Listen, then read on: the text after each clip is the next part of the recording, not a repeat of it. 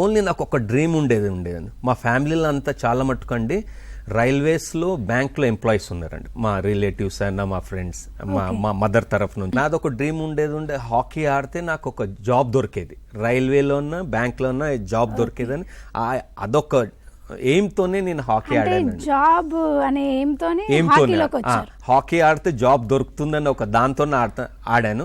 దాంతో పాటు step by step అండి నేను అండర్ 15లో మచిలీపట్నం రూరల్స్ టోర్నమెంట్కి వెళ్ళానండి. టోర్నమెంట్కి వెళ్ళి నా బేసిక్స్ నార్మల్గా ఆడుతా ఉన్నాను. ఆడేసరికి నాదేమైంది, అక్కడ అభర్ణం గారు హాస్టల్ కోచ్ వచ్చారండి. హాస్టల్ కోచ్ వచ్చి ఏం చేశారంటే నన్ను ఎంపిక చేసుకున్నారండి, నన్ను సెలెక్ట్ చేసుకున్నారు. నేను అడిగినాను, ఎవరైనా కోచ్ ఎవరు వచ్చి నువ్వు హాస్టల్లో ఇంట్రెస్ట్ ఉందా అన్నాడు. నేను అన్నాను, ఎవరంటే హాస్టల్లో ఈజ్ ఎ డ్రీమ్ అండి. ఎందుకంటే హాస్టల్లో మనం సెలెక్ట్ అయినామంటే తప్పకుండా హాస్టల్ ప్లేయర్స్లకి జాబ్ దొరికేది, హాస్టల్ ప్లేయర్స్కి ఆ టైంలో.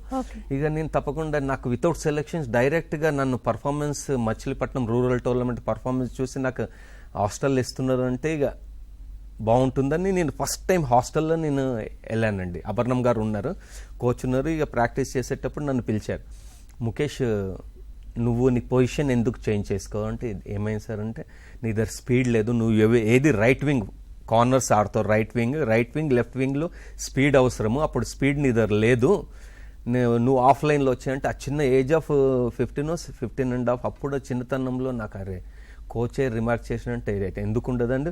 Every children has to take comments as a ఛాలెంజ్గా, comments should take it as a challenge, not rather than failure.